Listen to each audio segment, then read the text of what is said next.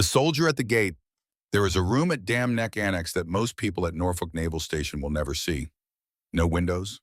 A drop ceiling with two fluorescent tubes humming just below the threshold of hearing. A table long enough to seat 8, though, on this particular morning, only 3 chairs are occupied.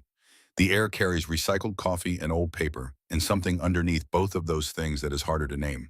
The weight of words that cannot be taken back once spoken. Consequence may be in its purest institutional form. Commander Ray Mercer sits on one side of the table. 44 years old, Silver Star. 4 combat deployments spanning 2 decades, one of which does not appear in any public record. His hands rest flat on the table in front of him, completely still, the way a man's hands go still after years of learning not to betray himself with them. He is not nervous. He is not performing calm. He is simply present, waiting for the question he already knows is coming across the table. The officer across from him is younger by a decade. He holds a legal pad covered in notes written in a hand so precise it looks typeset rather than handwritten. He clears his throat. He asks, "Why did you step out of your vehicle at Gate 5 and render a salute to a private first class you had never met?" Mercer does not answer immediately. He looks at a fixed point just above the officer's left shoulder, measuring something in the middle distance that no one else in the room can see. Then he says, "Because her name is Cole." The officer writes it down. He looks up and waits for more. Mercer gives him nothing else. To understand why that name stopped a decorated SEAL Commander Cole, why those 4 letters carried enough weight to pull a man with 4 combat deployments out of a vehicle and onto the asphalt of a Virginia gate, you have to go back 5 years. You have to go back to a valley in Kunar Province, Afghanistan, and a mistake that nobody caught. You have to understand what that mistake was, and you have to understand the man who spent 16 years raising a daughter to be the only person in 5 years of waiting who might have prevented it. This is not a story about ceremony or commendation or any of the formal rituals the military uses to mark achievement. It is a story about what discipline actually looks like when no one is watching. And it begins the way most things worth understanding begin, very early in the morning in a place nobody asked to be. Norfolk Naval Station. Gate 5, August 14th, 2023, 4:47 in the morning. Virginia in summer does not ease at night. It only shifts registers, trading the visible assault of midday heat for something subtler and more total, a humidity that works its way into fabric, into lungs, into the small of the back, within minutes of stepping outside. By 4:47, the temperature already sits at 81 degrees. By the time Emma Cole reaches her post, walking the quarter mile from the barracks with her patrol cap squared and her laces double knotted the way her father taught her, the collar of her uniform is already damp against her neck. She is 21 years old, 5 feet 3 inches tall, 119 pounds in boots and gear. Neither of those numbers tells you anything useful about her. Gate 5 handles secondary traffic at Norfolk, not the main entrance. Maintenance contractors supplied deliveries personnel rotating between support buildings on the eastern quadrant. On a busy morning, it sees 300 vehicles. On a slow one, closer to 2. Documents come out of windows. Documents go back into windows. Vehicles roll through the barricade arm. For 8 hours. Repeat. Most soldiers assigned to gate duty treat the post the way a person treats a waiting room, as something to be endured until something real begins. Emma had been at Gate 5 for 11 days when this story starts. She had not treated it that way for a single shift of those 11 days. She arrives at her position at 4:52, 8 minutes before the shift change. The regulation requires presence by 5 o'clock. Emma is there at 4:52 because she had learned at a specific age from a specific person that the minutes before a thing begins are the minutes that tell you whether someone takes the thing seriously. She stands at the edge of the lane and does what her father called a quiet inventory. She checks the sight lines down both directions of the approach road, the angle of the floodlights, the position of the barricade arm. She checks her equipment. She runs through the general orders in sequence silently, not because she expects something to go wrong, but because the commitment to catching what goes wrong must be in place before it appears. 2 other soldiers arrive at 4:59 and 5:01 respectively. Pruitt and Garland. Both have been at Gate 5 longer than Emma. Both carry the easy slouch of people who have stopped expecting anything to change. Garland holds a coffee in his left hand and his scanner in his right, and manages to look, despite technically being on post, as though he is observing the morning from a comfortable distance. Emma does not judge this. She simply does not share it. The first vehicle of the morning is a maintenance flatbed with 2 civilian contractors. Emma takes the IDs through the window one at a time, never together. She scans each one, looks at the face before she looks at the credential return screen, waits for the green, hands them back. 12 seconds per credential. The driver is in a hurry, visible in the tight angle of his wrist on the wheel. Emma does not go faster. The line builds as O600 approaches. Supply trucks, personal vehicles, a Navy bus with 12 passengers who all need to show ID, even though Garland waves his hand at the bus and says, "Come on through." Emma processes her lane. One credential, one face. Every vehicle.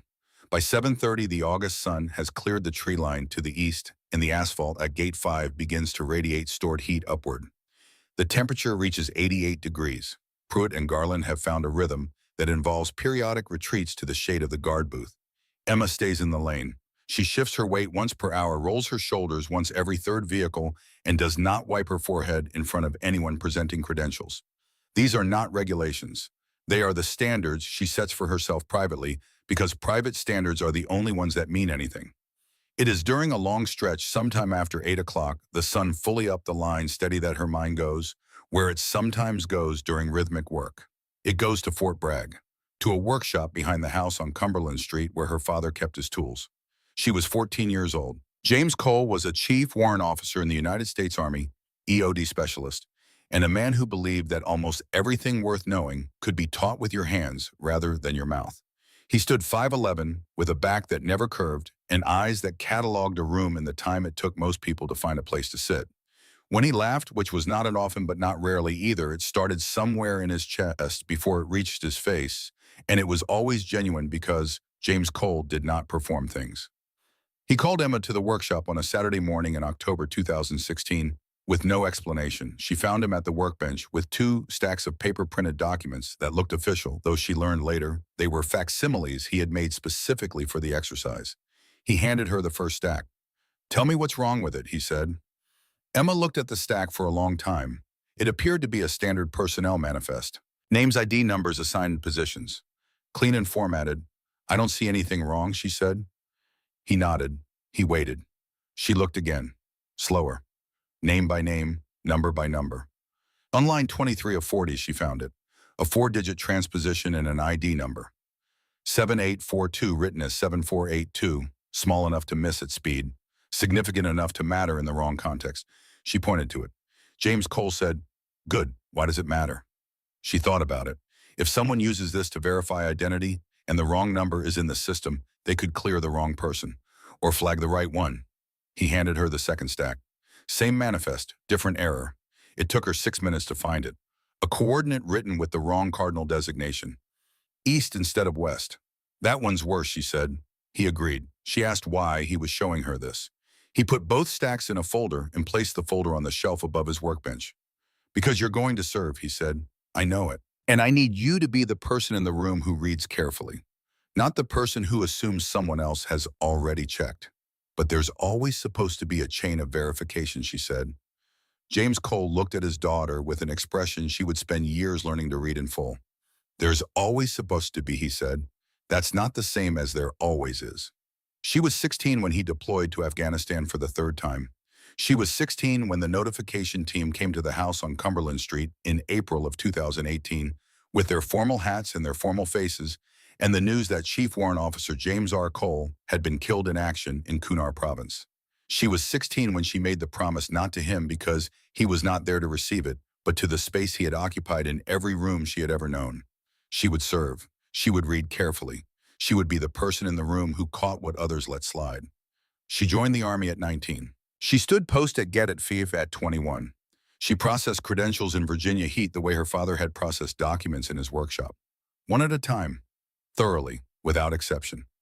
She was not waiting to be noticed. She was actively indifferent to being noticed. She was simply doing the thing the way the thing deserved to be done, which is exactly the kind of soldier that someone like Commander Ray Mercer had spent 5 years looking for. Staff Sergeant Owen Taft had been managing the Gate 5 rotation for 8 months when Emma Cole arrived at his unit. He was 43 years old, former Army infantry converted to military police, and possessed of the bone-level weariness of a man who had tried to care about every soldier under his supervision and had been disappointed with enough frequency to develop a disciplined policy of initial skepticism.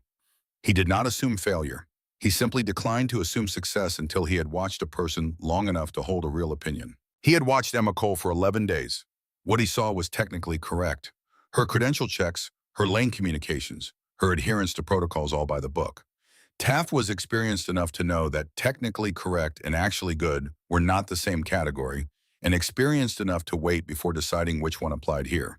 She showed up early. She held her lane without variation.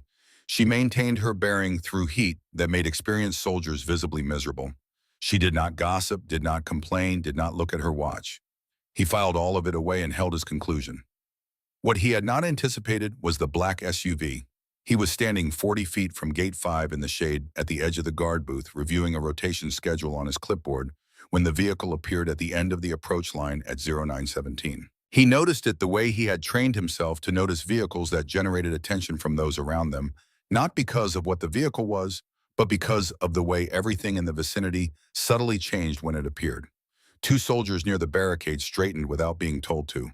A petty officer who had been checking her phone put it away. The layered noise of Gate 5 seemed to drop half a register. Taft looked up. The SUV pulled forward to Emma's lane. The window came down. Emma stepped to it the way she stepped to every vehicle, calibrated, unhurried, fully present. She took the ID card, held it correctly. Did not immediately look at the screen, looked at the face first. Taft recognized the face before he could have read the ID from his distance. Commander Ray Mercer, SEAL Command, Silver Star, a name that moved through certain military circles the way serious names do, not loudly, but with persistence and weight. Taft watched Emma's hands. He was specifically watching for the microsecond adjustment, the forward lean, the performance of deference that even good soldiers produced when they identified who was in the vehicle. Emma's hands did not adjust.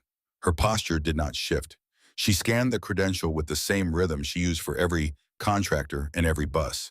She looked at the return screen. She looked at the face again. She returned the card. "You're clear to proceed, sir." Mercer did not drive forward. He sat for a moment that was long enough to feel deliberate. Then the driver's door opened. Taft's hand tightened on his clipboard. Commanders did not exit their vehicles at secondary gates. There was no institutional protocol under which a man with Mercer's rank and clearance stepped out at Gate 5 to address a private. It did not happen. Taft had been at Norfolk long enough to know it had never happened. Mercer stepped out. His boots met the asphalt with weight that seemed out of proportion to the sound. He was in fatigues, no ceremony about him, nothing theatrical. He walked to Emma's position in 3 paces and stopped. He looked at her, not through her, not past her, at her, the way a man looks at something he has been trying to see for a long time. He brought his right hand up in a salute. Slow, deliberate, not a gesture, not a token. A statement. The gate went completely silent. Emma did not hesitate. Her right hand came up and met his with a precision that even in his current state of controlled bewilderment, Taft recognized as flawless. The salute held for 2 seconds. 3. Mercer lowered his hand first. He held Emma's eyes for one additional moment. Then the smallest nod, the kind that carries meaning because it contains no performance, and he turned and walked back to his vehicle and drove through the gate. The silence broke in pieces. Someone exhaled. Garland muttered something that Taft didn't catch. A contractor in the adjacent lane craned his neck toward the SUV's taillights. Taft looked at Emma. She was already back at the lane edge, already facing the next vehicle, already standing exactly as she had been standing before the SUV appeared. He called her into his office 40 minutes later. It was a prefab room beside the gate booth, barely enough space for a desk and 2 chairs. Taft sat. Emma stood until he gestured. She sat with her back straight and her hands in her lap and did not fidget. "Don't read into it," Taft said. Emma looked at him steadily. "Men like Mercer test people. It's what they do. He may have been checking how you responded under unexpected pressure. He may have had reasons that have nothing to do with you. Don't build a story around a salute." Emma said, "Yes, Sergeant." Taft studied her face. There was nothing there to read, no arrogance, no wounded pride, no performed humility. Just attention. The same attention she brought to the lane. That's all he said. She stood, adjusted her cap, and walked back out. Taft sat at his desk for a long moment with his clipboard in front of him before he returned to the rotation schedule. Something in his initial assessment of Emma Cole had shifted quietly without announcement. He was not sure yet what to do with that shift, so he did what he always did when he wasn't sure. He waited and he watched. PBO1 Leon Graves had worked at Norfolk for 6 years.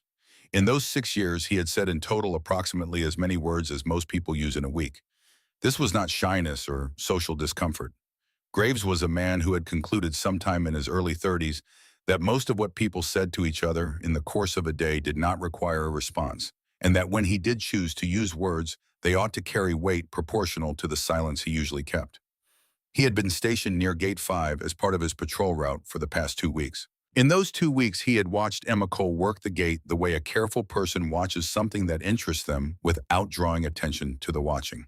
He had known James Cole, not as a friend, not as a close colleague, but he had served in a support capacity during the 2018 rotation through Kunar Province, and he had been at Dam Neck Annex when the after-action materials came through. He had read the name James Cole in those materials in a context that had not left him. He understood what the name meant. He understood what the man had done and what it had cost him to do it. When the salute happened at Gate 5 that morning, Graves was at the far end of his patrol route. He heard about it from a petty officer at the 0930 water point, the way information moves on a base fast and without permission. The description matched the soldier he had been watching from a distance for 2 weeks. He already knew who it was. He found Emma at 1640 that afternoon on the path between the gate and the barracks section, the stretch where the road curved and foot traffic thinned. He fell into step beside her without announcing himself. She registered his presence without comment. They walked for nearly half a minute before he spoke. "Your father," he said. "He served with Mercer." Kunar, 2018. Emma stopped walking. Graves did not stop.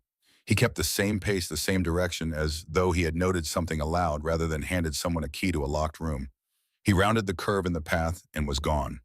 Emma stood in the road for a moment that lasted longer than it appeared from the outside. The heat pressed down from the sky and up from the asphalt, and she stood in the middle of it, holding 6 words that contained something enormous. She had known her father served his final deployment in Kunar Province with a SEAL-adjacent unit. The casualty notification had not been specific. The paperwork had used the words gallantry and duty and the highest traditions of military service, all of which were true and none of which answered the question that lived underneath every version of the story she had told herself about April 2018. The question of why not in any political or strategic sense, but in the only sense that matters to a 16-year-old standing in a hallway while strangers with formal faces talk to her mother in the next room. She had stopped asking that question because there was no one to ask it to. She had folded it away and replaced it with action, with the promise, with the enlistment, with 11 days of standing straight in August heat and checking credentials the way her father had taught her. Now someone had handed the question back to her and named the person who might hold the answer. Emma walked the rest of the path to the barracks. She ate dinner without tasting it. She sat on her bunk while Renee Dalton narrated the social ecosystem of Gate 5 with her talent for detail, and Emma responded at appropriate intervals, and she thought about a name. Mercer, Kunar, 2018. The summons came the next morning. Staff Sergeant Taft delivered it in his office, standing this time arms crossed. His expression moved from skepticism into something more carefully neutral. "Commander Mercer has requested you for temporary detail," he said. "Building 12, report at 0800 tomorrow. Building 12, the restricted compound on the eastern edge of the base. The place where SEAL staff worked behind doors that required 2 forms of access. The kind of building a private at Gate 5 was not supposed to look at too carefully." "Yes," Sergeant Emma said. Taft studied her face. He was looking for something that would tell him this was already going wrong. He found nothing but the same attention he had been watching for 11 days. "Go in," he said. "Do the job. Whatever job he gives you. Do it the way you stood that lane. That's enough." She returned to the barracks and lay on her bunk in the dark for 2 hours. Not because she was afraid, though she understood that something significant was in motion. She was thinking about a folder placed on a shelf in a workshop in Fort Bragg, and about 6 words spoken on a path in Virginia, and about a salute that had not been explained and now did not need to be because the explanation was beginning to take a shape she could almost see. At 5 o'clock the next morning, she laced her boots in the dark. At 7:51, she stood at the entrance to Building 12. Something was beginning that had not existed before a black SUV appeared at the end of a gate line at 9:17 on a Tuesday morning in August, and a man she had never met stepped out of it and told her without a single word that he had been looking for her father's daughter. Part 2, Building 12. The entrance to Building 12 is not marked. No sign above the door, no designation visible from the road. The building sits on the eastern edge of Norfolk Naval Station behind a secondary fence line, and it looks from the outside like a maintenance facility. That is the point. The door is steel core, painted the same institutional gray as every other exterior surface in that quadrant of the base. Emma stood at the entrance checkpoint at 0751. A Navy master-at-arms behind the window took her orders and read them twice, his expression communicating nothing except mild institutional doubt. He processed her temporary access credential and handed it back without comment. Emma walked through. The interior air was a different world from the August heat outside, cool, still carrying the faint mechanical hum of systems running behind walls. The hallway was narrow and well lit, the floor tiled in gray composite that absorbed sound. Doors on both sides, each with a keypad and a placard bearing a room number and access classification. No names on the doors, no personal items in the hallway. The building communicated through its architecture alone that the relevant category here was function, not personality. She was taken to a waiting room at the end of the first quarter. 3 chairs, a clock, no window. She sat with her back straight and her hands in her lap and let the minutes pass. At 8:04, a lieutenant appeared in the doorway.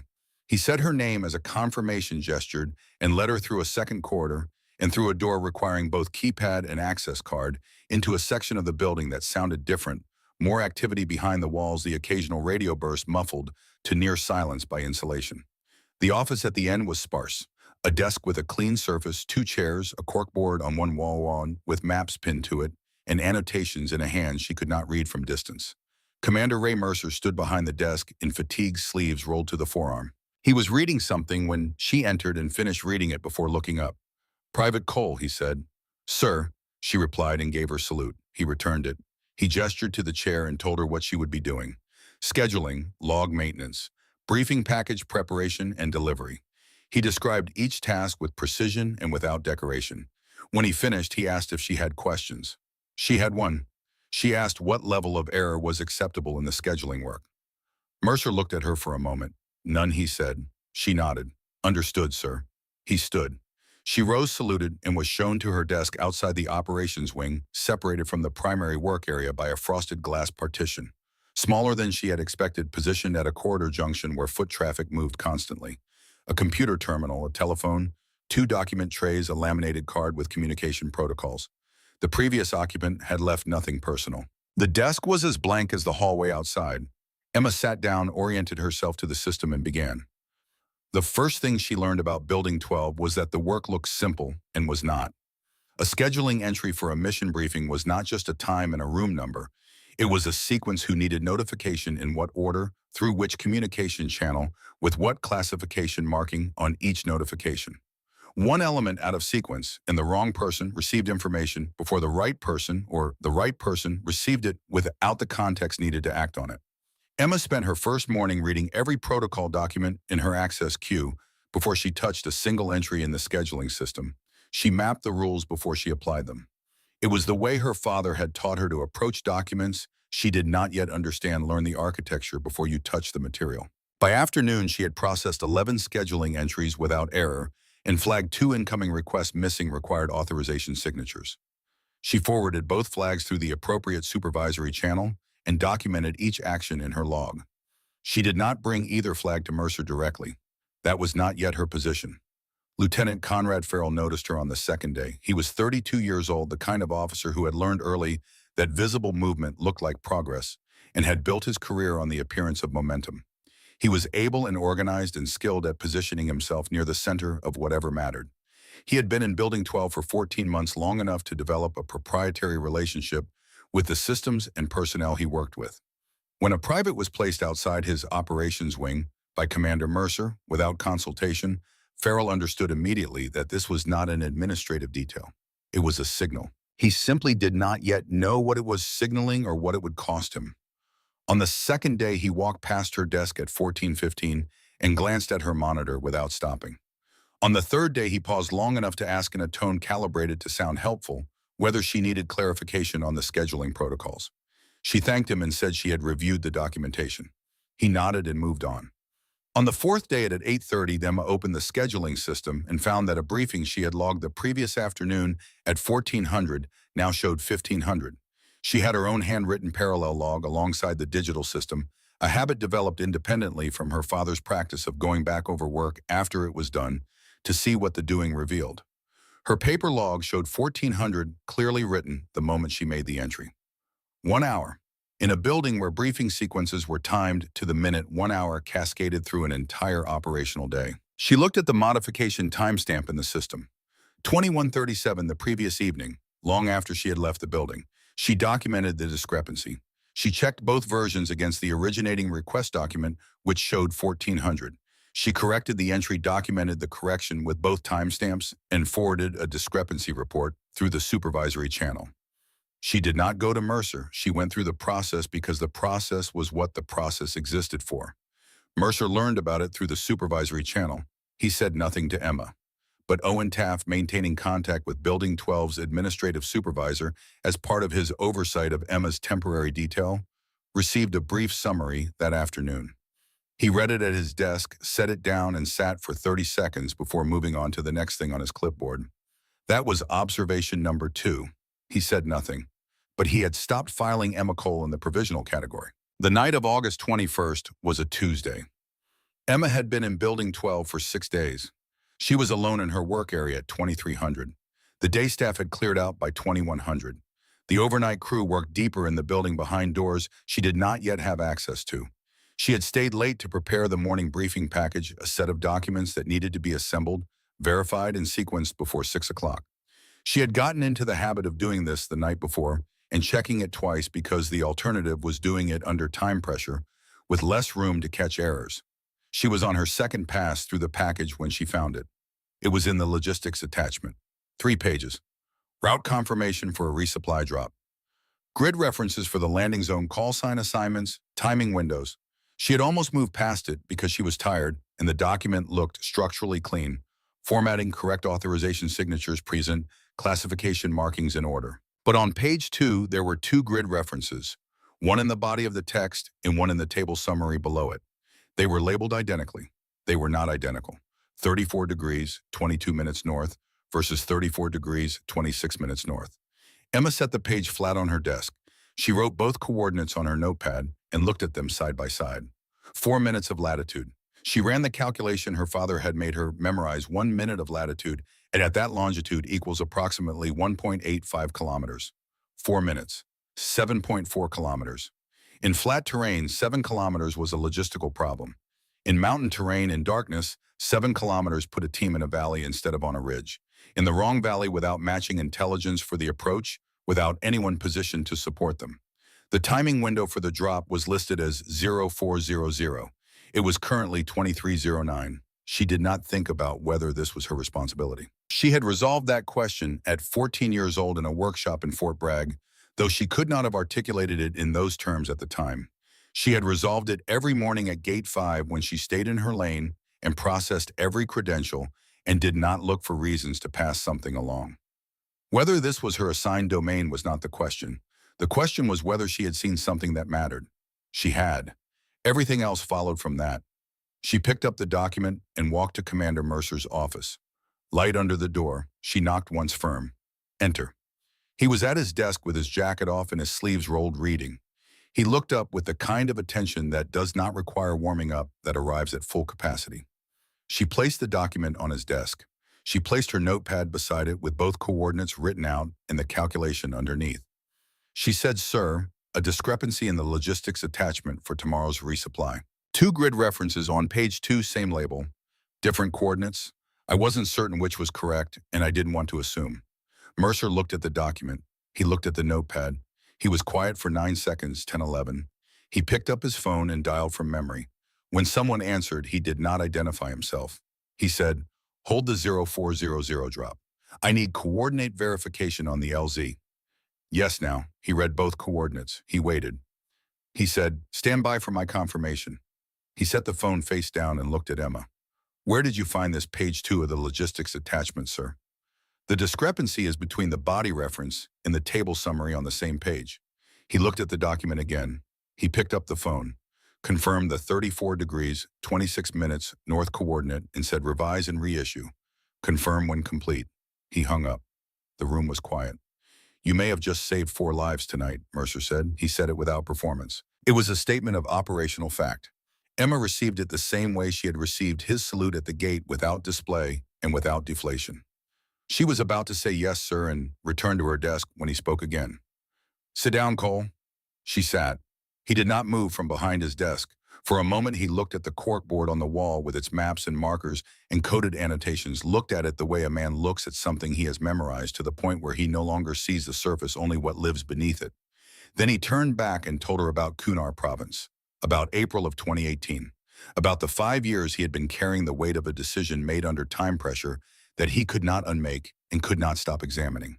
He spoke without inflection. That flatness was the most difficult part to hear, not because it communicated indifference, but because it communicated the opposite.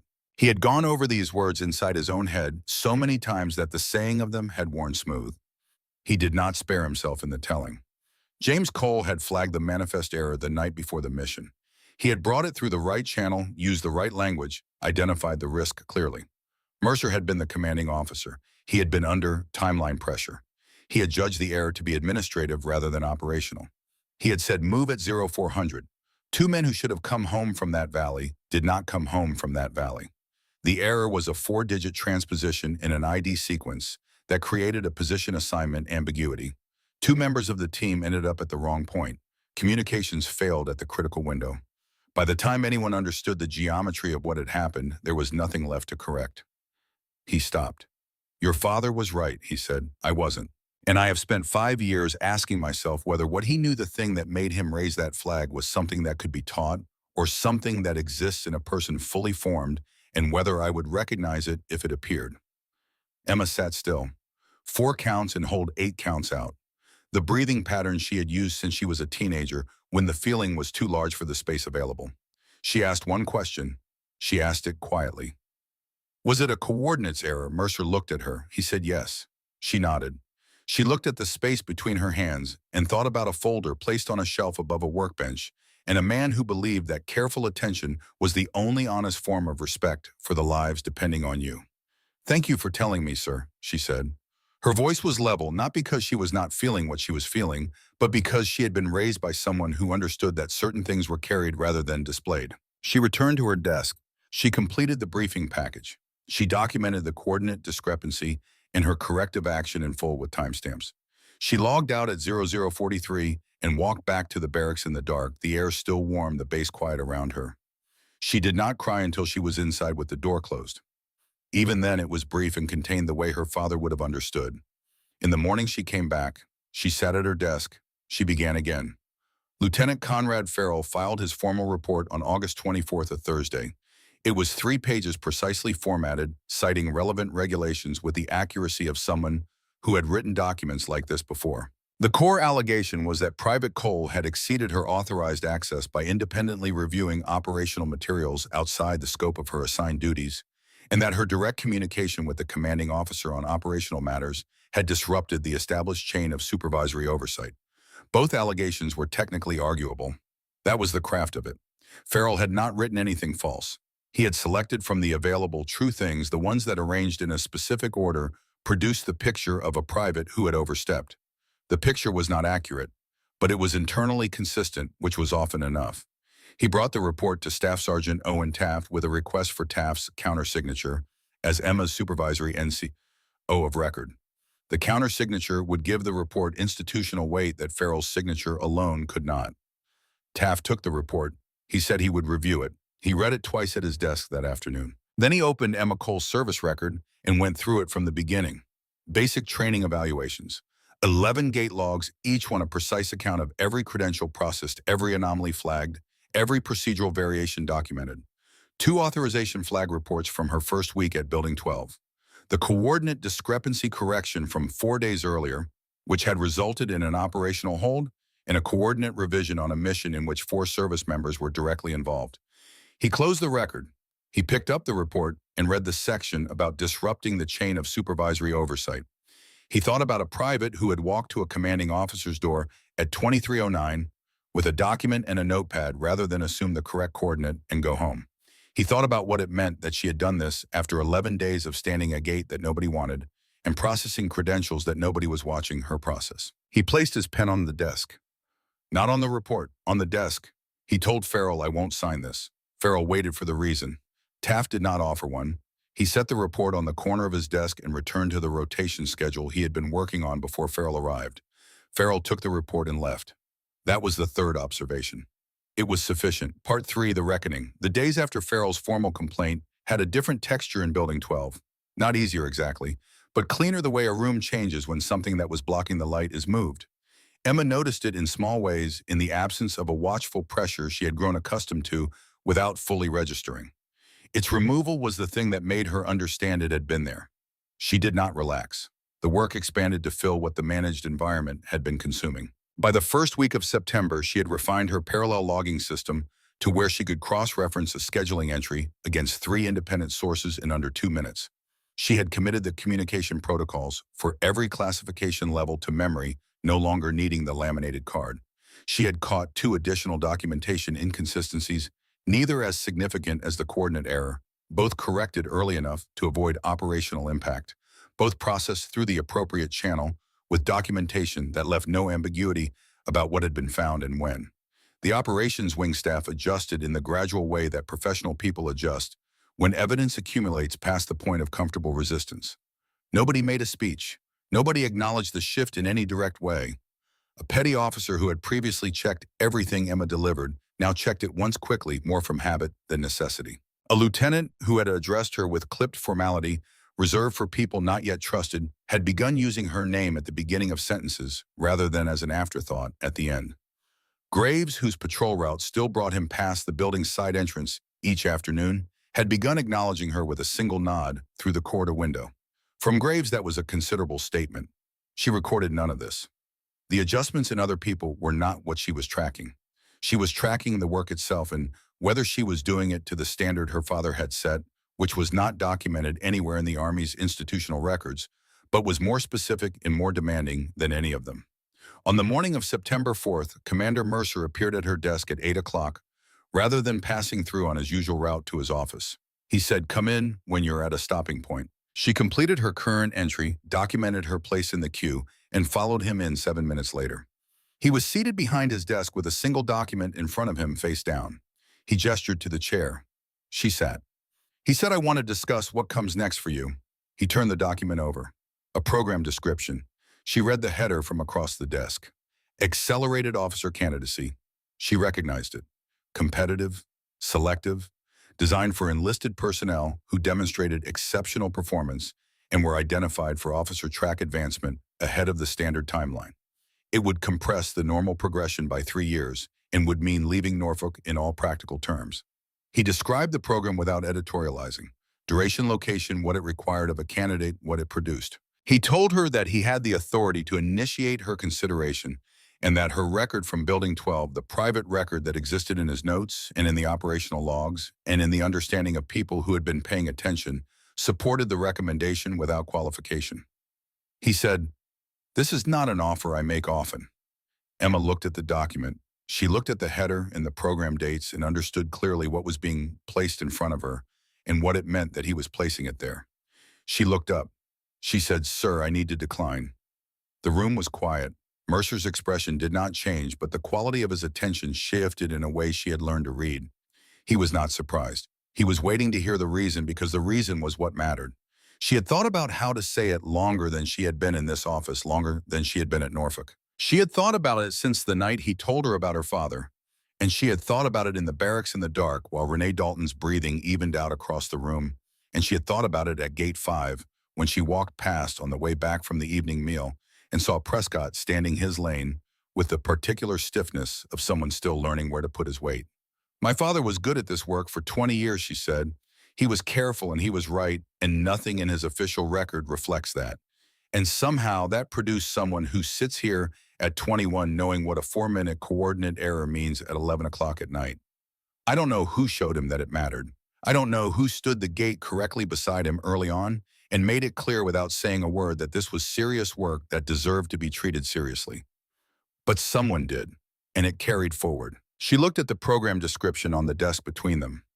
"If I go into that program," she said, "I become something that already has a pipeline. Good people do that work, and the program produces more good people.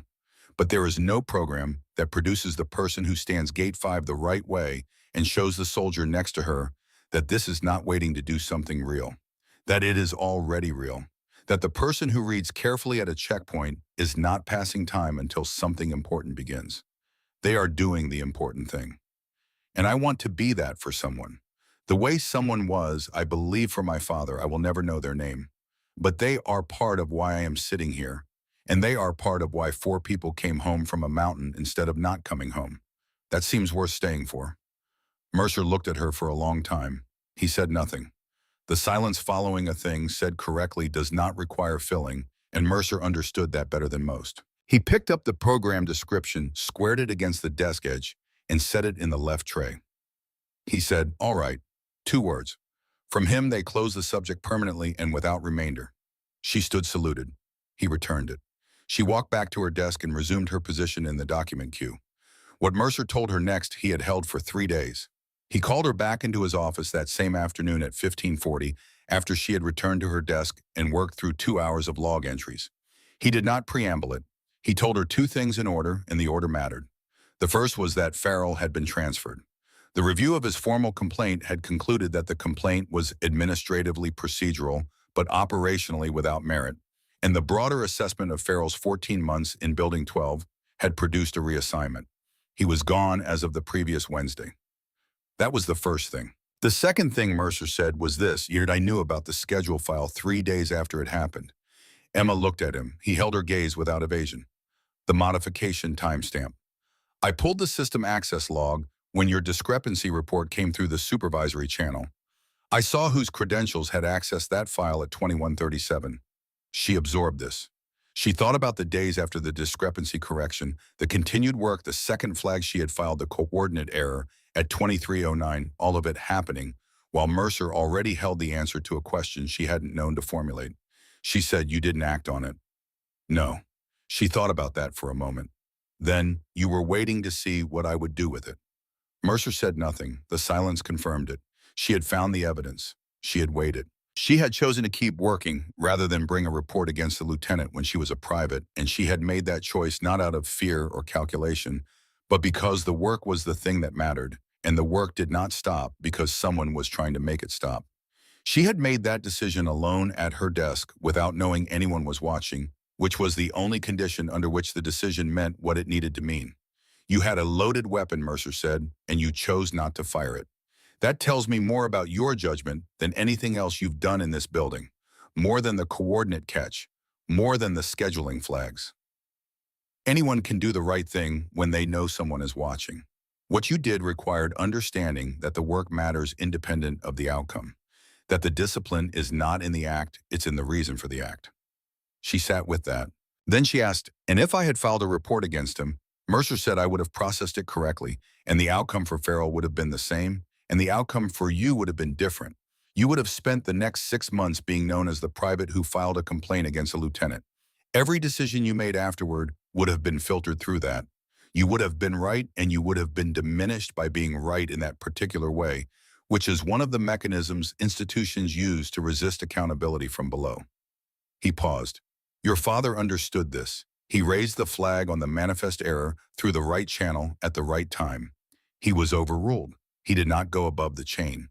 He accepted the decision and prepared as well as he could for a mission he believed was compromised. I have spent 5 years interpreting that as resignation. I understand now that it was not resignation. It was the discipline of a man who knew the difference between what he could control and what he could not, and who chose to put his energy into the former, rather than exhaust it fighting the latter. I didn't have that understanding when I overruled him. I have it now."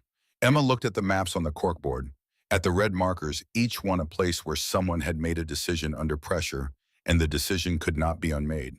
She said he would have gone anyway, even knowing. Mercer said yes, he would have. The room held that for a moment. Then Mercer told her the second piece of what he had called her in to say. He told it without apology because it was the truth and she deserved the version without decoration. Farrell, before his transfer was finalized, had routed Emma's commendation package through an administrative channel with a processing backlog that had no active clearing timeline. The package was not lost. It existed in the system. It would remain in the system, but without a specific intervention to retrieve it, and the intervention required a level of administrative action Mercer could not currently authorize without generating a separate set of institutional complications. Her service record at the end of this detail would reflect one thing: satisfactory, gate duty. Nothing beyond that. The coordinate catch, the schedule flags, the hours logged in, Building 12, the 4 lives on a mountain in Kunar, who came home because a private read a logistics attachment carefully at 2300, none of it would appear in anything an official file would ever show. He told her this plainly. He did not suggest it might resolve eventually. He told her it would not. Emma was quiet for a moment. Then she asked, "Did my father's records show anything?" Mercer looked at her. He said no. She looked at the space between her hands. She thought about a folder set on a shelf in a workshop in Fort Bragg, not filed away, not discarded, just placed there because the lesson it contained was already in the person who had learned it. She thought about what it meant to be right in a room where no document would ever confirm it. She thought about 20 years of careful work that left no paper trail except in the people who had been shaped by it. She said, "Then I'm fine." Mercer held her gaze for a long moment. The quality of the silence in the room changed. The silences she had sat through in his office before had been evaluative measuring. This one was different. It was the silence of a man who has been carrying a weight and has been told by the person most entitled to hold it against him that the terms of what happened are accepted. Not forgiven, because forgiveness was not the relevant category, and both of them understood that. Accepted as something that had happened that could not be changed and that had produced what it had produced, including this conversation in this room at this hour. He did not say anything more. She stood, saluted, and left. The photograph arrived on the evening of September 7th. Emma was in the barracks at 2110, sitting on her bunk with her notebook open on her knee, working through her mental review of the day's log, going back over the work to see what the doing had revealed. A habit she recognized now as directly inherited from her father's workshop practice. Renee Dalton was at her own bunk, reading something on her phone, occasionally offering commentary that did not require a response, which was Dalton's conversational mode, and which Emma had come to find genuinely companionable. The knock at the door was single and brief. Emma opened it. Leon Graves stood in the corridor. Off-duty clothes, gray shirt, dark trousers, boots laced with the same precision as his uniform. He was holding something. A photograph printed on standard office paper, the kind that comes from a regular printer rather than a photo lab. The plainness of it made it more rather than less significant. He held it out. Emma took it. She looked at it. Her father, James Cole. She placed him at approximately 40 years old from the photograph, which put it at 2017, the year before Kunar. He was standing in front of a gate, a FOB entrance, in a landscape of pale rock and dust, the mountains in the background at a distance that compressed them into a single unbroken line. He was in full uniform, patrol cap, squared his hands at his sides. His posture was hers, or rather, hers was his. The angle of the shoulders, the weight forward and centered. The quality of presence in someone who is exactly where they are supposed to be without any part of them wanting to be anywhere else. She stood in the doorway looking at the photograph for long enough that Dalton behind her stopped whatever she was doing and waited. Graves said he stood the same way. Then he walked back down the corridor. His footsteps rounded the corner at the end of the hall. Emma stepped back inside and closed the door. She sat on her bunk with the photograph in her hands. Dalton looked at her from across the room. She looked at the photograph. She said quietly, "That's him." Emma nodded. Dalton looked at the image from her distance, the man in the uniform, the gate behind him, the mountains.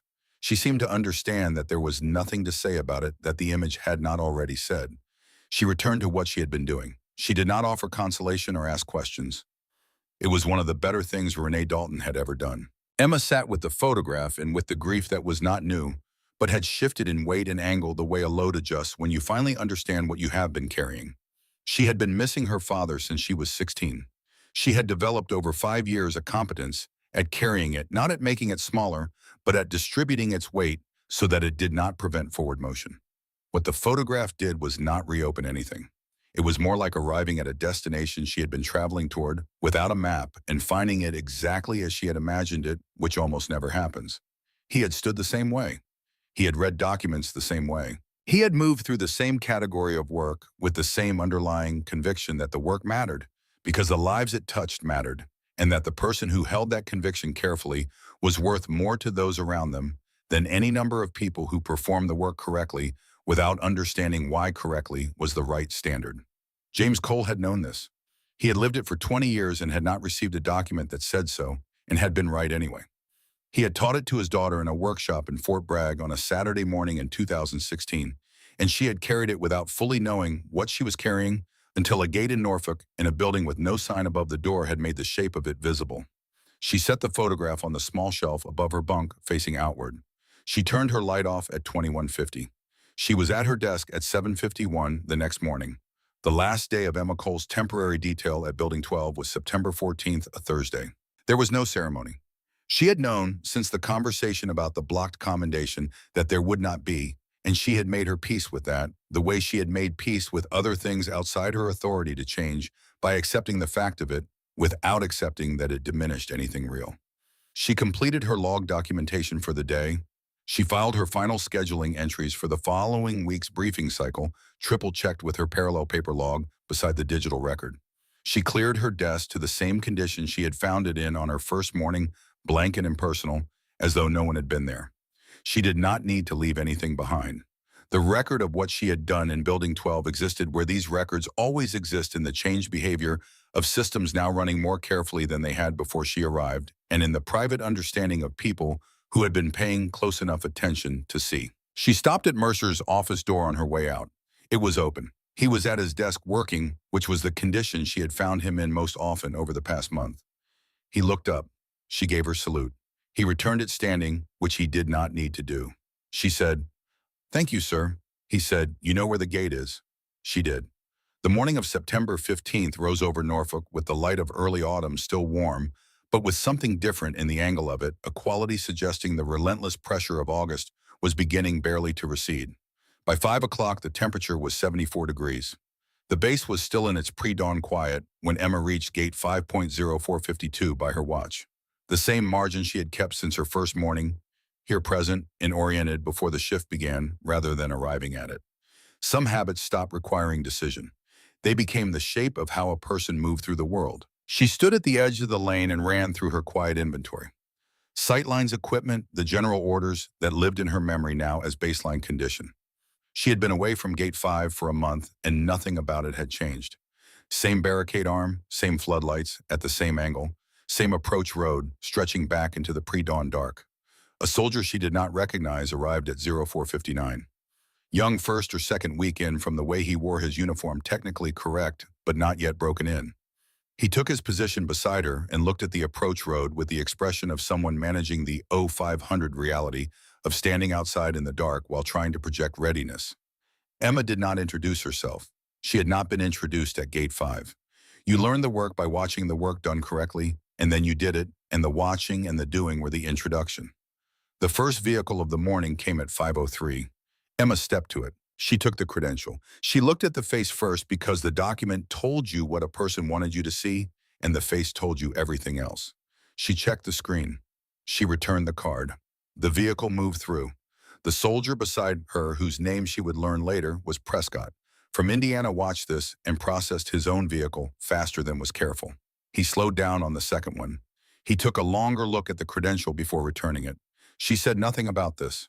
She processed her lane. By 7 o'clock, the approach road was steady with traffic and the sun had cleared the tree line. She watched Prescott from her peripheral attention, the watching that did not declare itself learned from her father's manner in the workshop. She saw the moments when his posture started to migrate, the shoulder dropping, weight shifting back, attention drifting slightly ahead to the next vehicle, rather than being fully present on the current one. She saw him correct himself each time because he was watching what she did and using it as a reference. She was the thing he was calibrating against, and she worked with that by doing the thing visibly and without variation, which was the only kind of teaching that produced anything lasting. The black SUV appeared at the end of the approach line at 0922. She registered it in the same calibrated way she registered every vehicle. She tracked it from the moment it entered her visible range, noted its pace, its position. She knew it. She would always know it. But knowing it changed nothing about the next several minutes because the next several minutes looked from the outside like every other set of minutes at Gate 5 on a September morning. The SUV pulled to her lane at 0931. The window came down. She stepped to it. She took the credential card. She held it correctly and looked at the face before she looked at the screen. Mercer looked back at her with the expression she had come to understand over the past month, not performing anything, simply present and attentive and entirely itself. She looked at the screen. Green. She looked at the face again. She said, "You're clear to proceed, sir." She returned the card. Mercer held it for a moment before pocketing it. He did not step out of the vehicle. He did not render a salute. He looked at her through the open window for a moment that lasted exactly as long as it needed to, not dramatic, not curtailed. Then he nodded. It was not the nod of a superior officer to a subordinate. That was the thing she had not been able to name before and could name now. It was the acknowledgement between people who are operating from the same underlying understanding and do not need to discuss what that understanding is because they are both already living it. It was what passed between people who know that the work matters because the lives depending on it matter, and who have organized their behavior around that knowledge even when the organizing costs something real and produces nothing official. It was the nod her father had deserved in a valley in Kunar province in 2018 from a commanding officer who had not yet understood what he was looking at. Mercer understood now. The SUV moved forward through the gate. Emma turned back to the lane. Prescott was looking at her from his position, not openly the same peripheral attention she had used on him. He had seen the exchange. He had seen the nod. He did not understand its full weight because to understand it fully would require knowing things he had no way of knowing yet. But he understood something. It lived in the slight recalibration of his posture that followed the shoulder coming level, the weight moving forward, the attention coming fully into the lane. She did not acknowledge that she had noticed. She faced the approach road. Her service record showed satisfactory gate duty. That was all it showed, and that would not change. She understood now with full clarity that this was not the record that mattered. The record that mattered was not in a system. It was standing beside her in the lane recalibrating, and it was in four people who had come home from a mountain in Kunar province in the dark, and it was in the pattern of careful attentions had moved from a workshop in Fort Bragg through a corridor in Building 12, and was now moving from here into whatever came next, carried forward, the way the most important things are always carried forward, without announcement, without documentation, without anyone outside the chain of transmission, knowing exactly when or how it passed from one person to the next. James Cole had stood at a gate in Kunar province in 2017 with his weight forward and his attention in the lane. He had read documents carefully in the small hours because the work deserved that care. He had been right when it mattered. His record showed nothing. He had taught his daughter the one thing that holds when everything else is stripped away, that the measure of a person is the standard they keep when keeping it costs something and no one is there to see it. The next vehicle moved to the barricade. Emma stepped forward. Next vehicle.